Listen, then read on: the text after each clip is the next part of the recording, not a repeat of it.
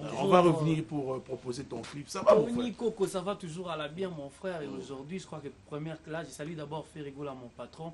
Et maman, maintenant, je l'appelle Palzouria. Au-dessus de tout. Donc, Mikolo, tout. Moi, je me sens bien à Ferrigola, Palzouria. Ça veut dire, au-dessus, il y a bleu, au-dessus, il y a tout, il y a une créature, parce que c'est un génie. Non, là, on a réalisé. C'est que nous avons un rôle d'animateur. Pour la première fois, les gars, dans l'émission, Mbidika. Oui, bien. Ah, bon, trop bien, non? C'est bien, la rep. Mbidika, donc pour la première fois, les gars. Première classe, se comporte vraiment bien. Merci à ma fanatique, bien, puis la répétition. Ils ont après vacances. Mais il fallait m'amener Mbidika avec un guitariste, sinon ça. Mbidika, parce que Charlie Solo, n'a bengue, un peu. Moi, nous autres, bien mais prochainement, nous avons une guitare. Vous avez seulement un seul soliste. Tu as dit solo, tu es basé à Ebélé. En même temps, tu travailles premier soin. En même temps, tu travailles premier soin. Il faut qu'il y ait peut-être dans le studio. Charlie me dit disponible. D'accord. Donc voilà. Et puis tu es dans Mbidika, première soin, s'est comporté bien. Générique, moi, bêtis bien pour le générique tout. Et puis, il y a un Kimbo, c'est là. Parce qu'il y a 3 danses dans la carte. Baté là, ma beau caraboué. Na Mbidika dans la carte. Bétana est là. Ezabima, Kudo la vandila de chamu bébé, Ezabima, Baba Melina vandila de chamu bébé, Ezabima, les badrem didiga, yeyo, Baba na Melina, yeyo, Morga ouze dambe. Ok, non, on peut la soir. Tony Robo Moutouale, Tony Robo Moutouale, yeyo. Tony Robo voit l'animation à la terre. Voit les boulous makasi en animation à la terre. Kapena Google. Les pas de rame d'affaires. Tengana kalagate Tony Robo Moutouala. Mbidira ye kalagate. Nebi yana parlé les padres sebeli ni gaboroni na motona yambo. Papa social. Attendez bien la bête. Wapi. Noël meuble. Attendez bien la bête Mbidiga biaga. Zoma ga mupesa na mboga. Abi Tony Robo lona oyebiso. Nous sommes le seul animateur. Il y a des infos qui se chargent en Afrique. Naye, Mbidiga naye nana kanda. A changé un peu ma voix. Mbidiga naye nana kanda. Ya do isomo teta malili. Auluba mingi. Nana kanda. Shomi azala voix moko boye kito. Animateur beta. Nazana kanda mutazo beta animateur tu es des infos. Pas tout bonio benga nga Shomi. Première classe. Benga Shomi. Alors, animateur, toi, des infos dans minute.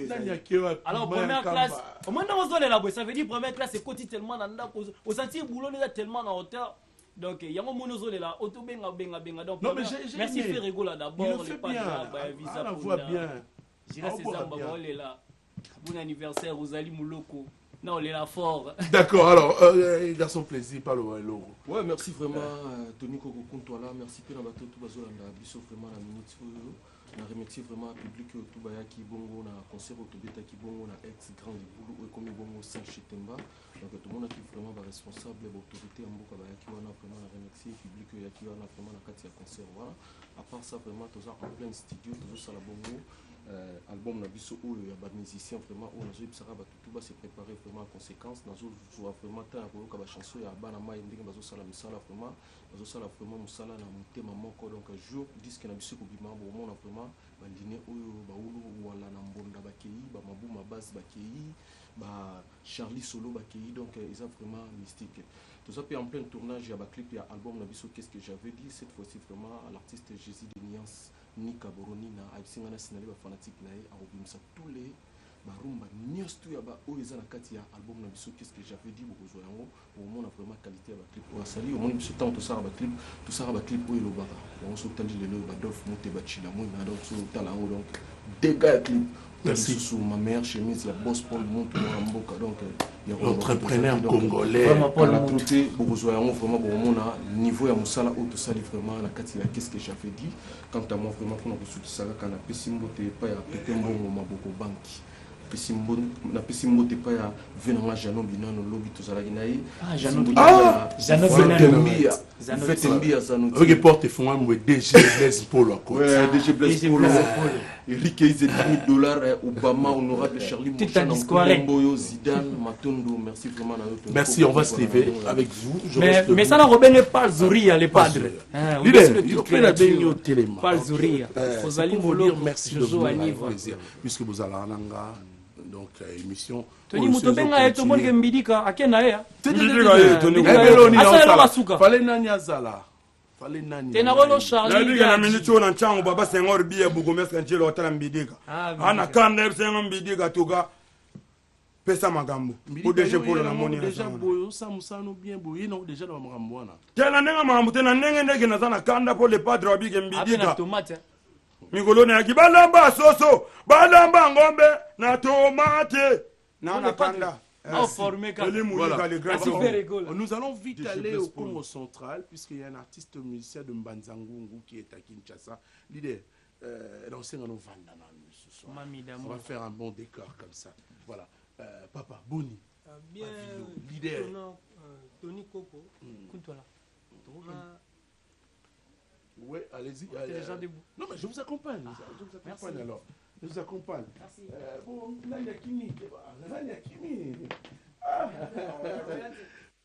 voilà, vous allez pratiquement nous excuser. Certaines images, on ne peut pas diffuser quand même. Même nous voulons tout simplement te tirer moins les leçons mon corps de morale. Hein, parce que l'objet est qui va fan mabundaka. Les lois est commis, bah musicien bah on bah leader. Tout ce beau yande comme la mort là, sur marambo. On te fait une image voilà. Vraiment marambo vraiment. Tout lien on te comme la mort quand même. Merci à vous de rester fidèles sur nos antennes. Montana Kaminga se produit aujourd'hui à Kimpese avec son groupe Montana Kaminga. Et vous savez, sommet de sommet qui nous promet d'ailleurs de revenir très vite pour participer à cette émission Succès de Star. Il sera donc avec son groupe déjà dans le Congo central aujourd'hui. Également retrouvé en Angola à Fabregas le Métis Noir le 18 août prochain. Et avec son groupe Light Music Villanova, c'est le 18 en Angola pour commencer au Ciné Atlantico. C'est le 18 août prochain. Mais ce soir, retrouvez la Black Pearl, que Diabakissa à la Zamba Playa. Guillaume Mouzou. Ouais. Bonne santé. Mon cher ami, on a podium, papa chéri, on a bossé na été. On a vu la moitié. Hein? On a pu une vie. Et bon, boire été ndé sopi. Et là, on a bêté matolo. Bon, parce que la Zangaï. On a bêté matolo. Ah, ok, non, bah, matai qu'on a boulot boaka. Quand c'est FCV, bazo ya manuani baketo ba yobilange. Na za tubo manzoko na bive ngale na mama roboto bo manzoko te. Na yo beto ni matolo. Pour na beti ba 5 ans na mona ka te Roger nga na musaka ba pimilanga numéro 9. Pour za pili fina nga so na benga ya mbamba la mo. Je pense que pour nos numéro papa chéri, il faut passer comme par Roger. Na zalaki na ngo chombe bunga, suko na zui déjà. Vie pa bisinga mekeri to kuta na biso. Ils ont des vérités les. Mais wana za fina nga yi. Salvatore ya partir 110 mais faut comme pépé. Ok. Ah non, vous me l'avez aussi dans les lots TV. Non, mais il faut dire également merci à Papa Chéri Jigompiana, puisqu'il est en train d'aider la jeunesse congolaise aujourd'hui montante, c'est-à-dire Utala Oyo, Leki, à Pouché Poa, Leki, Tozaren, à Tché Poa. Sur le biseau, Tozaba Leki, il y a les lots. Il y a Kala. Bon, il y a Tongo. Il y a aussi Ozara Yo Moroté, je te confirme qu'il y a leader à Kassavubu. À Baranko, il est payé à Mataï Podium, Papa Chira la qui est Moutouka. Je pense que semaine prochaine. On est en belé, on appelle pour il y a Matolo, il y a voiture. Matolo, donc on a programme à Pita Bodo, nos pères de famille. Mikolo to no beta tepo muntu tsekile mambari likolo le docteur Egypte Tanzanie bango ndoso bayembele tete wana biso yebebi to yembi ko leka bango tu so tenga mai na ndenga mbonda wana zo bapona ngamo ko pona biso maman Bilabelle a une très belle voix voilà elle a fait de chansons terribles pour la docteur Jeff biso to tenga mai to na mbonda bango to ba ke kana ritme ko ko donc kaka ko ko ka ndenge mo ba okende mais biso to tenga mai to na mbonda do yo moni to zaina studio ndi maman ba facilement allez-y yo mo to na studio pona ko sala sko banzembo musu ya sika na jeniki mo 4 minutes biloko za kopola ba kosipela mona mutu asala tsamba mbasaka lotoko ko sala eloko ya mabete on a gade misaka ya bien mais ba kosipela kala mingi te ba koyoka batu ba petso ba seli ba keri mungu ba koyoka ba animation ba koyoka apita bodo ba ndako yemba ba hoteli ninga ndako yemba dudu kibinda ba mata na ba misu ba teka ba makasu mais ba koyoka mélodie ya koko no père d'accord mais pona ko yebsaka na bibina tongo bo le lolobi dimanche to kutana retrouvaille pas za kaniata muninga senga pardon biso ba bayaka na bango.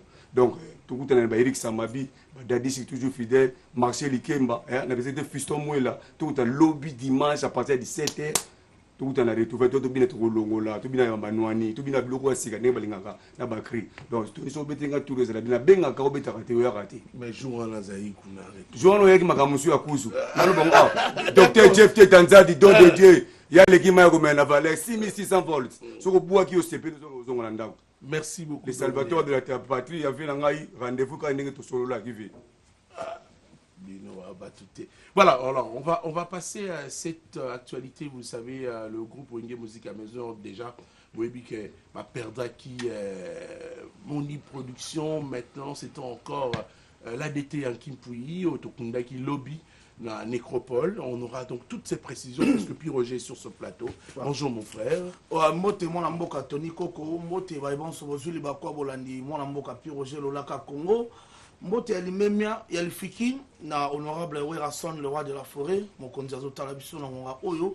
Tony Koko le roi de la forêt a ebsi mon mboka puis Roger naka ko ebsa matondi na bande konyo surtout baninga ba ebani onyo surtout o bozaki na biso to ebandeli ya likama ya liswaki biso ya kubungisa adete ya Kimpouyi na mikili ya poto le roi de la forêt alobi azana nyonso mais azali ka wa kopesa bino po bino nde bosali mingi pona ye et surtout mingi bandeko na biso diaspora bandeko na biso mikili ya poto sika adete akufaki vraiment Werason apesi bino merci ya mingi bandeko na biso ya mboke ngba Kinshasa wana na morgue nde tozali kobimisa ADT mokonzi Werason apesi bino merci ya mingi et merci au roi de la forêt apesi d'abord na public congolaise ba public congolais nyon surtout boya ko soutenir biso na matanga oyo et le roi de la forêt abina pesa merci na ba autorité ya mboka ba autorité mboka lokola papa na biso autorité morale ya AFDC papa na biso Bati Lukwebo et papa na biso Godard Montemona honorable Zakari Bababaswe honorable Pacho Panda honorable Guy Richard Malongo bino nyon surtout ba autorité boyaki honorable Papi Mvula au bien surtout boyaki. On va pas citer toutes les autorités présentes ce jour-là. Le roi de la forêt a beau santé qu'on sa merci à artistes et musiciens notamment Fabrigas notamment président Jibin Piana à travers BCBG Mobima Bazaki wana Robin Otomona qui est pe bande rumso pe bayaki Otomona gité en tout cas to pesino merci à mingi président la DSOB merci nous représentant qui ba comédien surtout à Congo merci et ba mécène vraiment ceux qui bino botambola na biso te musique en wezara ya olala le roi ba ya Willy Musheni Koda Mboka ba Thierry Vango le pépinière à Matadi bande gonyo surtout wana oyo bozaki wana ba Blaise Elanga ba Arma Louvois sur le Switzerland to pesi bino merci beaucoup programme ezara ki matanga sili siko tozongeli ba activité zongi ouais ba activité zongi na Wenge Musique à Maison Mère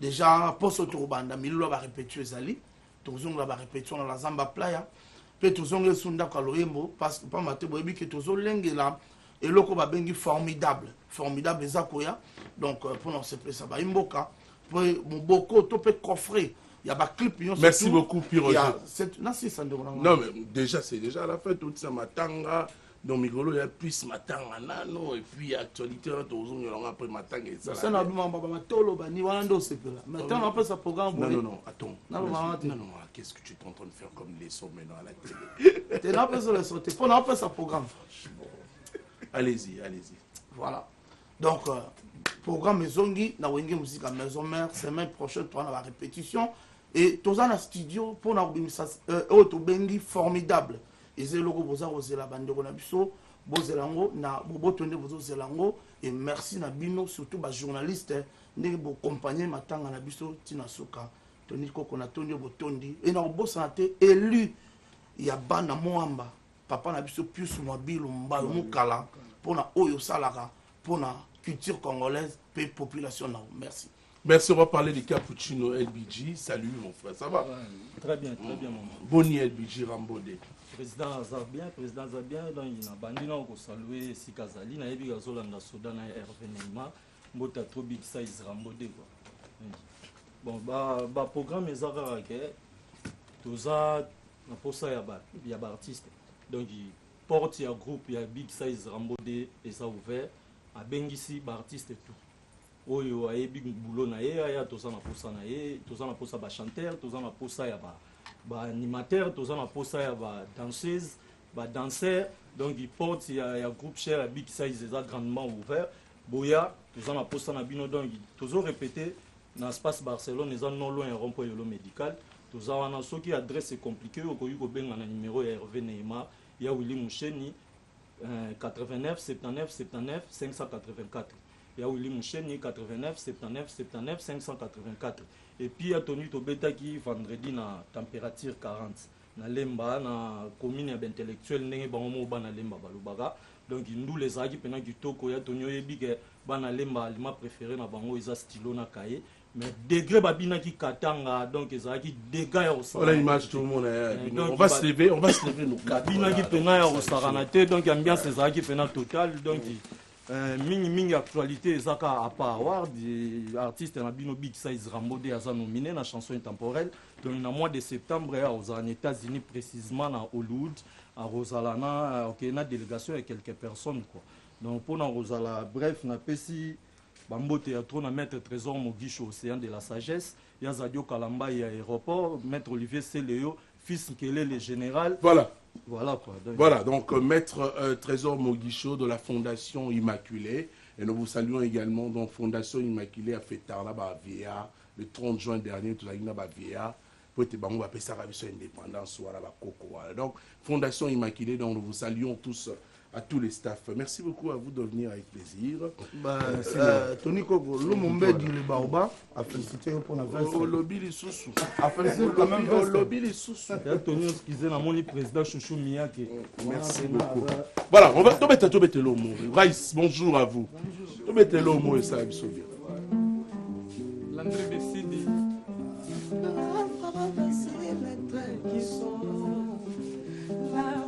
C'est la taille qui sent, la taille des années, sont dans ma maison, c'était les natans à Ténabo, la mokola yébie, les habits des sentiments. International King, c'est l'eau. Les anasabi, pesa, pesa, théo. La femme avait les traits qui sont.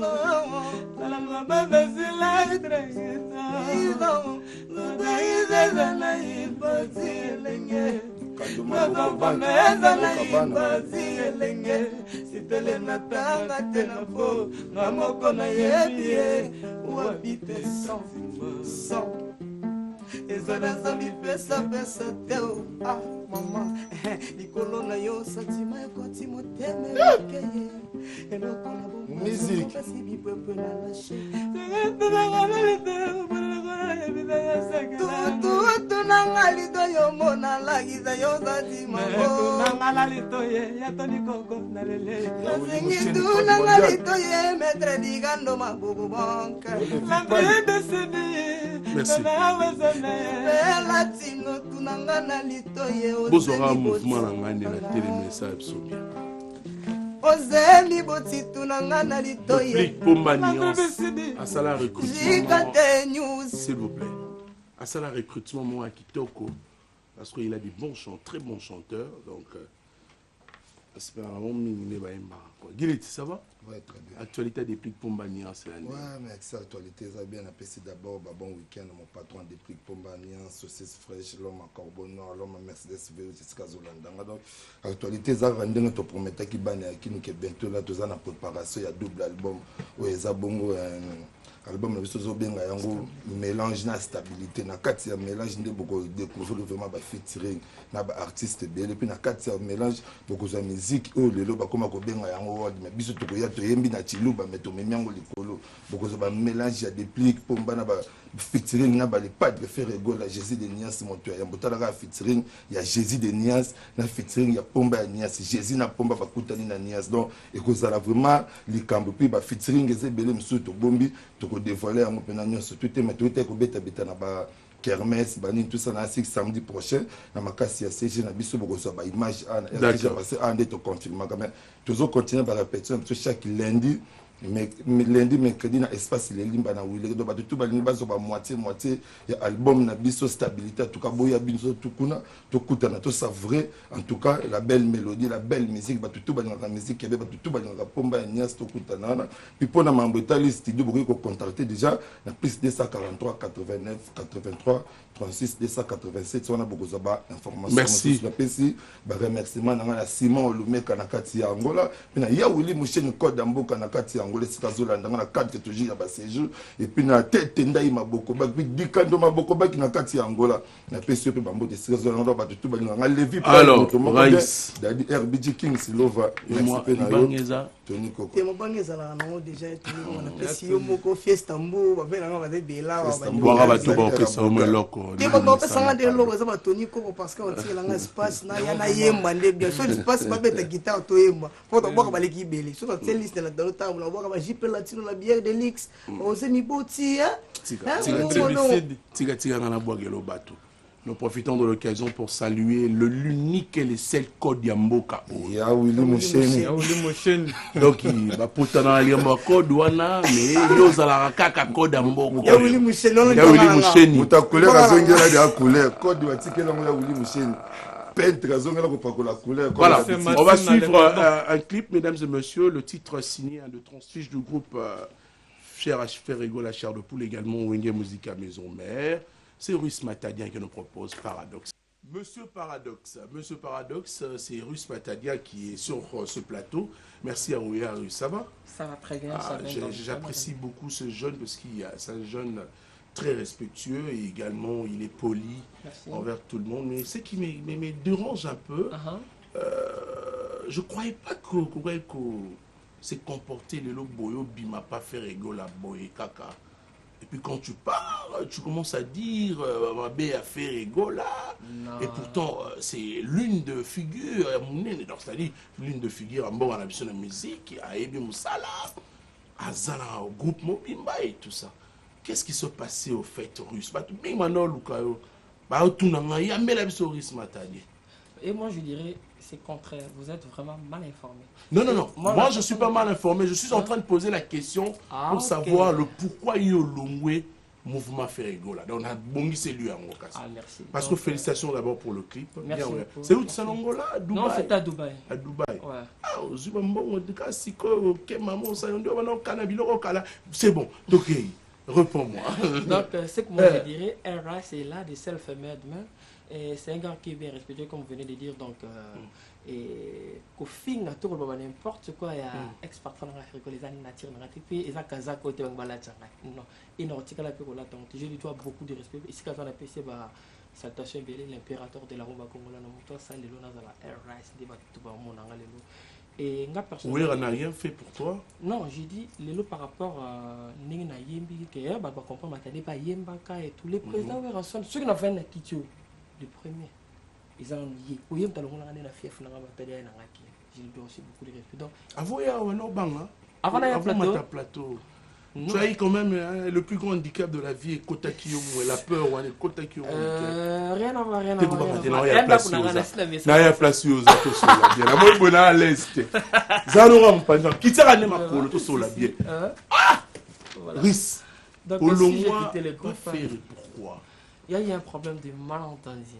Malentendu déjà. Même on les a mis aux olo bangon d'été. Depuis le long, aux olo batté le pourquoi tu as quitté le groupe. Merci. Parce qu'ils ont sonné. C'est vraiment honte. Moi personnellement, je suis en solo, je suis dans les médias. Non, parce que mon bloc au lieu d'éviter pour salater, au le banc comment la télé. Il va dire, va tenir, va propos à patron et et bateau balinga kete bazui ba ko mema on a ba sens mo bodo et je forme mo boy na qui mo me la tanga dis-moi congé sabbatique la signe congé sabbatique na sala congé on a na sens que on a vanda pour chauffer mo yake makase vanda franchement na kuka kionte et na singa kina vanda non na no ma on dirait oui voilà mais ça naturel non ko banga tina vitarande pas problème na évitable yo monde sur na yena ba mission nyonso mona ba éviter les andou les senga rappeler moi pression pression et cause là mais comportement où ya ba genre ba qualité ba ngaba la tshanga nte mais qui yankeza pour na mona wengi ça non qui yankena non ça le ballon m'a bien na talent l'impérateur jamais voilà. Mesdames et messieurs, Russe Matadia c'est un jeune artiste qui monte également au Rocha et Poids pour il a fait déjà de la bonne musique alors dès directement tu quittes au Salibor. Et vous avez un billet au bomba canayo si vous avez un projet déjà ça nos mouvements rien à voir un projet au bas de la paix mon peu malheur les arabiens Non, non, non, non, non, non. C'est juste que non, pas problème. Il y a qui n'a vendu, qui n'a 5 lettres, n'a poussé lettre à congé sabbatique. Et après congé sabbatique, après une semaine, non, non, une semaine après congé sabbatique, ben s'il te banni na télé, na yebe que non, yo bien wingen soutien de kacha, cal. Ben s'il t'en banni na télé. Alors banda otinda opo finga. Ben s'il t'en a, te, ngande ba finga ki ngai. Olobi oyebi. Je te prends au mot. Oh wow, ok. Yebi keza otina na yebi. Non, yo pe banda otindo. Batina na bango mais yo bi nga eza na tina te poto tanga petit. E mo so talikte. Bitina no so bandima ngota attention Anthony. Bitina no so da rondima te. Ba ko tina no mo mota te. Eh papa. J'aurais à te demander un truc vers la fin. Alors, au komi wapi na album na yo. Et maintenant na moment na tala kinga bi non. Ole ke na bi sa album ba mo na travail album. Na préfère na ça no single mo parce que maintenant ba yo kanga te ba ko kala ba solo voko to yimba et tout donc fa na ça là. Single mon aboire pour la promotion en attendant va concentrer album nanga pour na mona ipi ko le toquer quelque part et ngezo nga mo mutu donc afana passer ka chemin na so kufa na kufa nga mo donc c'est un peu ça. Ah d'accord. Donc Paradoxe de Tchèque. Paradoxe c'est une très belle chanson, on a celle qui parle à Dubaï et merci na Belge Belès parce que c'est lui qui m'a aidé na kinda na bango. To na bango to et to mishango et na moment on a essayé de notre travail. J'ai ok, nous travaillé déjà place aux Alaki. Ok, Lukaï, kaka pas ça clip na pour la sabat qui non, yopé au ça la clip na belge. Belge à travailler, il y a les pas de rété. Azal muta sala na ba ok c'est nion so ata yopé so tourner na obengi bo tourner. Et pourquoi pas nga soki na bengi na nga benga na ba répé belete. Et par rapport à la qualité na préfère na travailler. D'accord, alors on va finir avec toi. Voilà. Le message clé. Message clé. Non, c'est là où nous représentons un groupe. Hein. Groupe, c'est avec le temps, ouais. Non, il y a dans un premier temps, on a celle si ça n'a pas mon nom, ça. Et je vois, je crois, c'est lundi, non, qui est Brazzaville. Naboka, s'il y a manager, non, parce que moi, j'ai un manager pour l'instant, donc déjà. Ouais, déjà un manager. Azar, il y a des réunions au banc, dans la PC MBTB, donc je vois, c'est lundi matin pour Brazzaville. Nous avons choqué mon Québec, donc non, ça juste 5 jours. Et nous avons profité pour remercier Baptiste Sébastien, Miss Dédé Matin de la fille en question, et la grande Nanunzong Madi London, et la bourse sanité à Yangai, confrère propre. Monsieur Rodrigue Malanda, l'attaché de son excellence, le président de la République, donc à Brazzaville, on a fait Monsieur Rodrigue Malanda, et on a remercié il y a Pichoukia là, il y a boîte on a la benga vraiment qui tourne dans zone ce soir. À Brazzaville, nous sommes vraiment ensemble et Zidane Matombo de tous les temps passe la mission. La chanson Paradoxe est là, consommez vraiment la chanson. On va prendre ça et encore. Et télécharger vraiment la chanson. Donc on va s'élever quand même. Il n'y a pas de souci. Je leur demande aussi d'aller vite s'abonner dans la chaîne qui est là, RRI. Mais, Russe Matade, il y a un homme de Dieu qui est en train de te suivre, le pasteur Padou. Ah, voilà. Depuis voilà. le Bas-Congo. Qu'est-ce que je dis, le Congo central. Le pasteur Padou Petit et le Congo central, tout ambassadeur là-bas. Donc, je vous salue tous. Si on vous demandait de dire un message à Ferrigo, la chair de poule, quel est le message qu'on transmettre la Ferrigo? Ah, je dirais seulement, l'impérateur de la Rumba Congola, non, c'est un papa pour moi, je l'appelle toujours Daddy. Marguerite Mikolo, moi, 20 ans, ma bé, on débat, mais je suis là, non, ça a toujours fierté, non. Et Baroya Bakoloba. On peut attendre Maurice chante Ferrigo. Si, c'est ça ma projet. Je donc, il n'y a pas de souci, donc avec les temps, et je remercie aussi tout le monde, Banakin, la Pessimombo TBD, Bon, je voudrais profiter également de l'occasion de Tozanayo. La scène un site internet au bazoar à émission. Je veux plus de ça, donc et ça la rappelle bien. Au bazoar à émission na biso sans permission, au tiers au gagner ba vue, au gagner l'art. Papa, attention la rappelle ta mouquette, puis ça fait to lia, ils arabes été. Bazo zoar à émission sans permission. Ah oui, Dadju il va d'ailleurs jouer ce soir. Après on a emmené maman, merci. Russe Matadia. Si Dadju se produira ce soir, également il y a une autre star qui se produirait également ce soir, c'est à la Zambapa Kermesse Novelas, c'est Claudia Bakissa qui nous propose ce titre. Reviens. Voilà, alors, Boni Papa. Tony Koko, président fondateur orchestre Tisville Musique, orchestre moyen Mbanzangu, qui dit Tisville Musique, eza comme Mbanzangu, ndele moka yaka kuna commune zaka Tis. On a checké comme mouvement nanga Tisville Musique. Ça fait combien d'années déjà mouvement? Ça fait 2 ans. Il bandele à Nzembo, Kota Sidio. Il bandele qui to yimbela Jojo Mandiki. Parce que grand frère bavana na Mbanzango ti akola kenda poto. Donc apesa ilingi na bana Mbanzango ba kende poto. Jojo Mandiki mapata. Tu préfères que to yimbela. Ah d'accord, Emile Jojo Mandiki mapata. Et quand nous pensons à Jojo Mandiki mapata, nous pensons également au général Defa Omatumona. Orlando Bisona Minito na Kenya to pese bambo tebele. Général, L'idée est à la besoin de soutien la bino pena dans le monde général des femmes à tout le monde. Il m'a dit que petit na ville la production serait big ça on a ça d'accord, ça c'est une bonne chose. Mon client rendenge si on a besoin de soutien et puis ça on a besoin de soutien à Jojo Mandiki général des femmes. Oui, Jojo Mandiki Nzembo. Tout à Zoyoka aye bisa Jojo Mandiki petit na besoin de soutien numéro ezali 09 95 79 48 69 09 95 79 48 69 bana to ya poto matongo pour soutenir l'orchestre à la prochaine orchestre qu'on installer à Kim. Donc tous en a plaisir à nous na Katia na mouvement et ça la biso bien à plateau. Et encore un dernier mot. Dernier mot na pesi kaka polo cheno kis mabilu ndinga sala loko bise bale kaka zelo mo bien sala. Merci beaucoup de votre passage depuis le Outimusika. Merci beaucoup Yakoya. Dadi Moula, bonjour mon frère. Bonjour Côte-toi. Boni Basangwa, la team Wata, héritier Wata. On va se lever, hein. On reste un peu trop nini, trop et salapso. Boni Basangwa, Dadi Moula, ouais. Héritier Watanabe. Héritier Watanabe, ça va très bien. Donc, le moment où on a la poto. Tout est le malapso et salapso bien Dadi. Ah oui, il y a un niveau à poto. Donc, PCM Beauté, l'homme le plus compliqué du monde. Le patron de l'homme le plus compliqué du monde. Allez-y, mon frère. Ouais, bon, je confirme ça. Ah, ben oui. Allez-y. Ouais, donc, bon week-end, ici, Kazali, à niveau à Paris. Et là, vraiment, là, je souhaite un bon week-end, l'honorable puisse Bilou, Mayo, Mokala. Ah, ti papa. Limité, on a eu des choqués. Via Kangango. Et puis, on a eu des mots en baturo, on a eu des kati. Il y a ma solo, on a eu des kabia makasi. Et dans le moment où tout ça vraiment en cheval entre les productions et tournage des clips et les studios. Donc, du côté studio, toujours travailler mi-ange, mi-démon, toujours travailler en haut vraiment. Donc, Ningi Gogazuya na Kinshasa, Nabana na Enyo sur musicien na yé, baso travailler mi-ange, mi-démon. Et déjà, baso qui quelques prises, il y a des clips, il y a zongi na niveau à Paris, à quelques prises qu'on attend à zonga. Tu suis ma prise d'ensemble et puis te monter clip et je dis ma calamité à 5e vitesse. Dans le bac qui a samedi passé, félicitations, on a leader tout ma générique, c'est bon, toujours bien. Mais bon, c'est la ninga de l'entière là, le bas 5e vitesse, ce qui est bétité à Kepoto. Ce que yo le bas il n'a ni dadi. Ce qui est bétité, bah bini 5e vitesse, na tiki musalo na landi banana poto.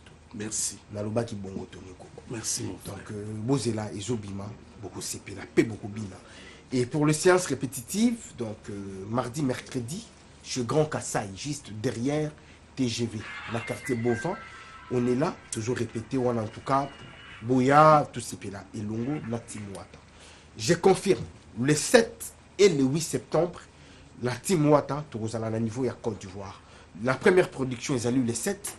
Na Palais des Congrès et la deuxième production ezali le 8 samedi ndeto robeta na Palais des Congrès. Donc bandeko tout bozela biso et na mois d'octobre tant to zonga Kinshasa ndé na lobaki awa toujours kindi Windhoek to robeta le 27 Bonikiala azabia. Ouais, le 26 na le 27 to robeta na niveau ya Windhoek. La production signée Maison Laïque du PDG Chabani Kiala et le directeur Ntsuka Kalunga bango batu bazo bingisa Timouata à la niveau, il y a voilà un peu programme d'Adi Moulaye Kibino. Vraiment, quant à moi, la Pessimbote na Patou Bonyoko. Patou Bonyoko. Ah, Bonyokologie. La Pessimbote, c'est quoi il y a Winnie Moucheni, Barrage Aïnga, la Pessimbote. Véritable code. La Pessimbote na Gaucho, David Eloutete, sans difficulté financière. Tu mérites la place où tu es. La Pessimbote na les boss Willy Kinyangi. Monté ma maman Nicole Kinyangi, tonton Bianga, azolanda biso na moment où na niveau ya Windhoek et la PCB sur son pour la suite qui s'en a exemple à suivre. Odilo Mampouya avec la grande boutique exemple à suivre. On a édition qui ngana comment nangai donc maison en ande là tisaka dadi moula exemple à suivre. D'accord. Adé l'intiala de génération en génération et batutu balingara dadi. Je vous dis merci de venir. C'est à moi de vous remercier. Leader Chisville, merci. Donc, on va prendre... Non, t'inquiète, ça c'est la télévision, tout est bien préparé, programmé, l'idée. Abaranko et Moutabailon, qu'on fait ça, mon ami. On va prendre des clips. Donc, c'est pratiquement, c'est l'ambiance folle pour votre détente de cette émission Succès des Stars. Et nous avançons petit à petit vers la fin de cette émission. Hein. Donc, je reçois également beaucoup de messages. Merci à vous de votre fidélité qui nous réjouit sur nos antennes. Je salue également Jessie Le Petit, dans Salon La Louange, Bisso. Alors on sera là tout à l'heure au deuil. Tonton Aimé Genge qui nous a laissé depuis la semaine écoulée. Tonton Aimé Genge, Lelonde Baokundae. Donc Bisso Touba la cave en deuil. On pourra tout simplement que nos tikaya, que nos pemalelo na Kombo Nzambe. N'est-ce pas? Chungulo Mami Liso Mokondi. Donc opéra. Mais ça, on a comme voilà. Chouchou Miyake. Ouais. Bonjour, mon frère. Bonjour, ça va? Ouais, ça va très bien. Félicitations pour la guitariste, c'est bien au bêta. Non, je joue pas. Katana nous parle. Félicitations pour d'abord. Ouais, album, man. Ah, 3h30. Tu es mon frère. Faut n'être Merci. Ma maman n'a chant. Merci. Mais il y a un problème, l'album souffre d'un problème à promotion, mon frère. Ah, oui, oui, mais bien sûr, mais tous les machines. On est du jeune, toujours bunda batupé. Faut boire à mon boire. Ouais, album ça on déjà dispo, batu bazo sur la bango on a téléchargement et puis ba CD, ils étaient comme on a kota partout moni tout ça là qui en gros ça les locaux ça producteur, ça là il fallait que ça peut distributeur pour ba on redistribuer en gros malé mais moni ngana ça la course c'était maintenant vitesse. Ngana la course na buté maintenant vitesse. Fallait que tu aies un bébé pour la musique na biso to botami nango to koli nango ya on a mon album ne to beti ka générique moko ba to mona ki ya la da so voix ndila na ya ko kasango ngamo na ba rumba pour fallait rumba zono valeur on doit retourner encore dans studio pour na pesa bango bonus générique encore donc baza des génériques mo kafu ma très bientôt là pour na bina na vitesse mais na précité rumba na rumba na ya na wana place yo zali ah oui il est Robinho dernièrement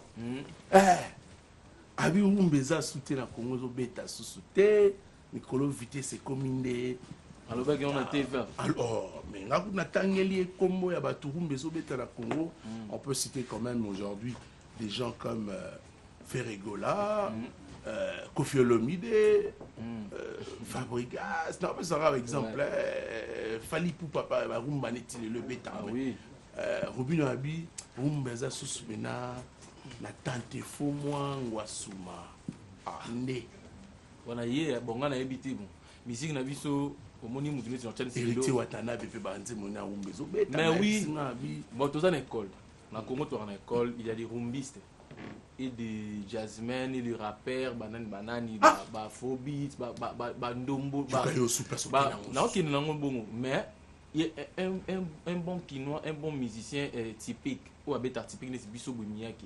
Je suis né au Congo, grandi au Congo, naza rumbiste. Né naza rumbiste avec batba. Mon aba preuve nanga na banzembo. Moni générique même beta show. Même badra, moni lifanto nanga même il y a 3 ans. Lifanto nanga 3 ans ko s'appelle générique batba binia. Générique c'est simple. Il y a un moment na pesa batu le ko pas comprendre que générique est non simple. Na beta sumsu mais rumba. Soka lobi bongo parfois. Pona nous abeti rumba ti. Joue à Robert taper rumba comprendre. Moi avant la bêta. Robino na bêta rumba té. Ah mais il était en soit bêta rumba ko ignorer rumba té. Moni fait rigolo là, j'ai des nuances. La PC mboté. Soka bêta rumba bongo pas ça rumbiste. Il peut à quoi il peut ko Mbappé afrobeat. Fallait pour pas preuve hasard rumbiste. Mais c'est aussi l'identité de la musique congolaise. C'est la rumba parce que ba yeba biso la rumba.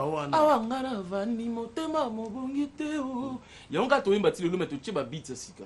To ko ignorer rumba. Ta vanga na boya rumba.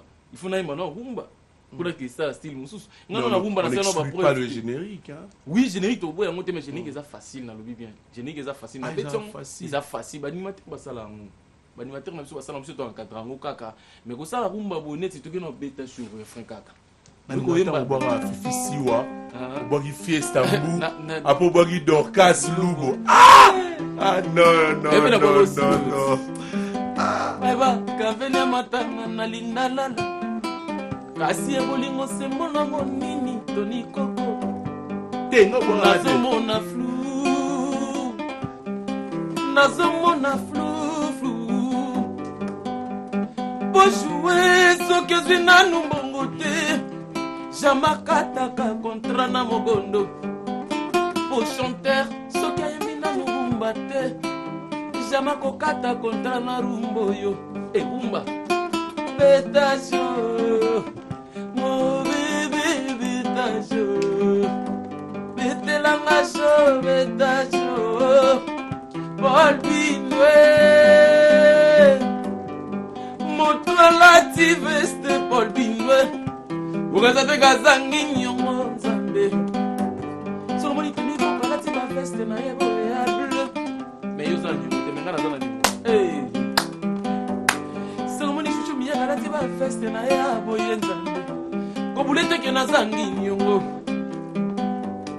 tango mosusu nyongo nanga veste na lati apparence kotala te sante na ngai nasuwa sufri na bolingo na yo Paul Binwe emulegelanga neji baba motete ipere te ipere se jus Patrick Mari mulegela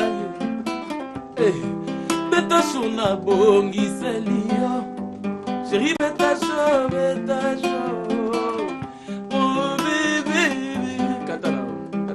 Non mais c'est une très belle chanson. Donc na beta ki boye na yemba ki pourquoi o esaka bela o ezalon kaka pasi na komona ka mama pona botaka te nzambi ba frère soki biso to ba jeune to bana lelo to iritango to continuer moni ko felo mide abuka ba stade vient na biso kwa abuka ba stade na ba Benin abuka ba stade na ba Rwanda ka na rumba fali pupa asali tour du monde ka na ba rumba ba vient na biso de la forêt ba JB Pierre na ba faire rigola Jésus de Nias ba beta partout ka rumba biso pe de hériter rumba dans étant jeune et ça pique à je m'aimerais bien créer un débat à la télévision. Ah oui, il faut créer un débat na Carrefour, hein, on va essayer d'inviter les artistes pour parler. Na les cartes na télévision on a ignoré style mon auto-hérita. Tout ça sincère, tout ça la complexité. Yo que ça la phobie. Donc c'est-à-dire aux contre avis ya rumba ya batute ya batunyo so baboya ka rumba. Robin no batukututi batunyo so baboya ka rumba ke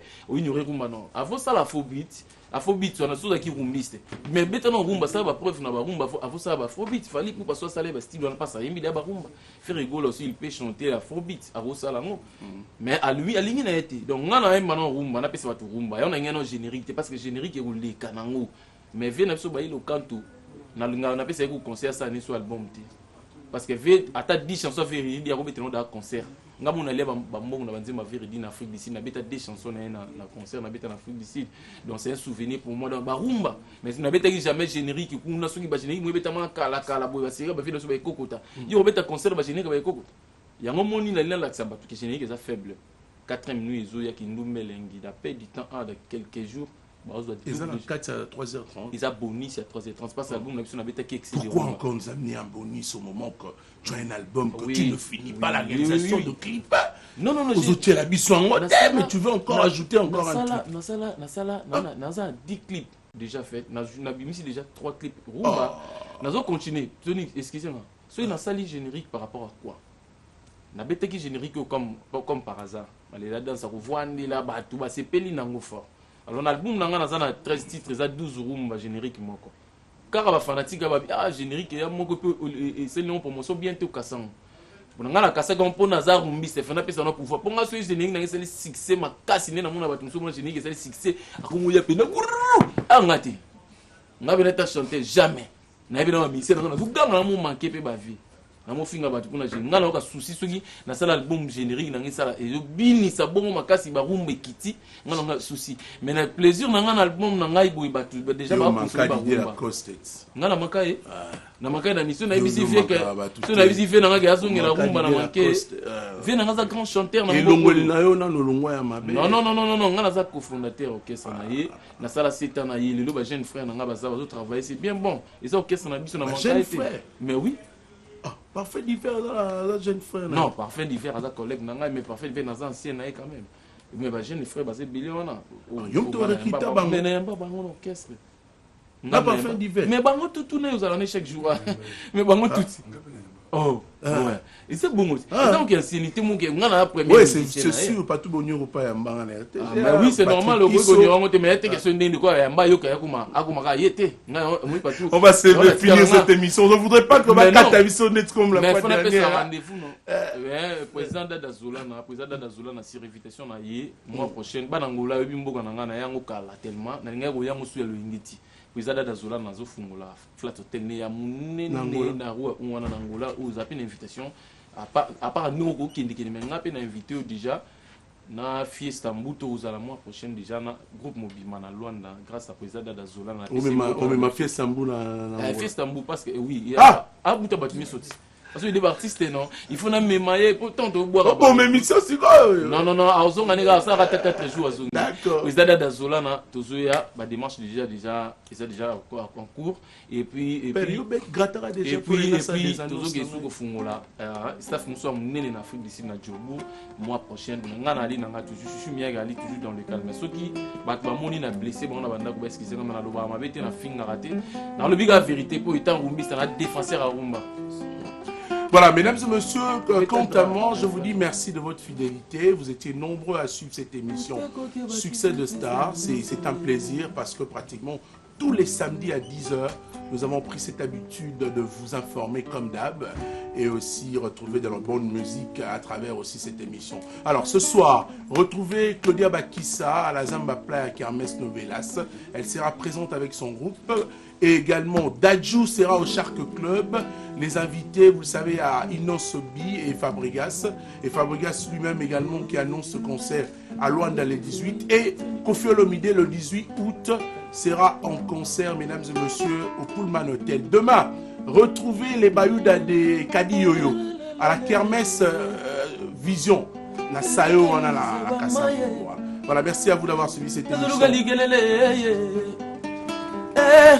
Eric Isobama Chancel Memana Kolukali Kelele Nzambe Paulo Dos Santos le guerrier na Luanda hein Angaye Miguel Niema Bouté Koki Rodi Lamba Elongola Kamali Dananga Papito Mbala Weston Chifundo le boss Weston Chivundo Roi Bilamba Malilie Fiesta Mbouye Lele Konoka Nalobi Mvule Konoka Soko Chelingana Sete Nalobi Lele Mvule Konoka Epa Nzama Kita Bambandaka Siwenza Bulingwanga na yote miyake Esika na somba Kabata Andres Nanga par kilo Elongola Kamalilie Westa Dada Weston Chivundo Ya Dada Président Dada Solana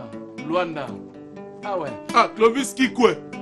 Lelo systématique et Maître Changa Fabrice Matadi Matadi Balobinini Patrick Maunda